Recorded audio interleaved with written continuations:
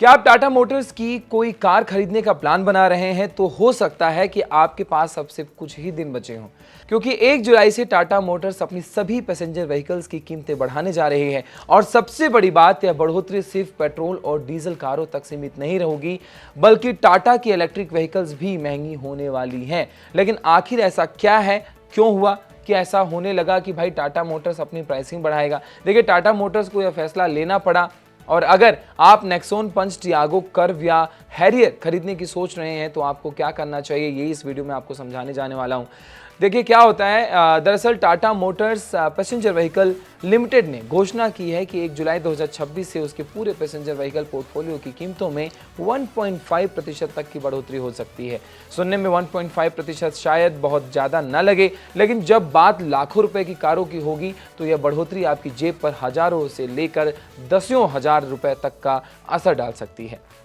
अब सवाल यह है कि आखिर कीमतें बढ़ क्यों रही हैं? कंपनी के मुताबिक पिछले कई महीनों से रॉ मटेरियल्स यानी स्टील, एल्यूमिनियम और अन्य कंपोनेंट्स की लागत लगातार बढ़ती रही है। इसके अलावा लॉजिस्टिक कॉस्ट और मैन्युफैक्चरिंग एक्सपेंसेस में भी इजाफा देखने को मिला है। टाटा मोटर्स का कहना है कि वह अब तक इन बढ़ी हुई लागतों का बड़ा हिस्सा खुद निकाल रहे थे, खुद ही खर्च कर रहे थे ताकि ग्राहकों पर सीधा असर न पड़े।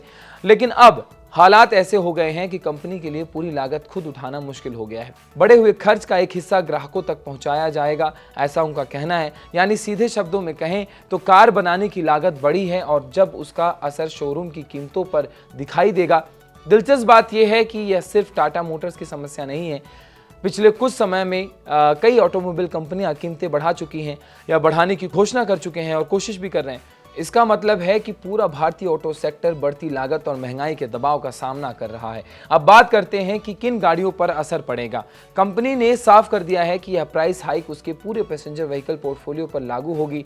यानी Tiago, Punch, Altroz, Nexon, Curvv, Harrier, Safari जैसी आईसीई कार्स के साथ साथ Tiago EV, Punch EV, Nexon EV और कर्व ईवी जैसी इलेक्ट्रिक गाड़ियां भी महंगी हो जाएंगी। हालांकि हर मॉडल और वेरिएंट पर बढ़ोतरी एक जैसी नहीं होगी। कुछ गाड़ियों में असर कम हो सकता है, जबकि कुछ में कीमतों में अपेक्षाकृत ज़्यादा बढ़ोतरी देखने को मिलेगी। अब सबसे महत्वपूर्ण सवाल, अगर आप टाटा की कार खरीदने का प्लान बना रहे हैं तो आपके पास कितना समय बचा हुआ?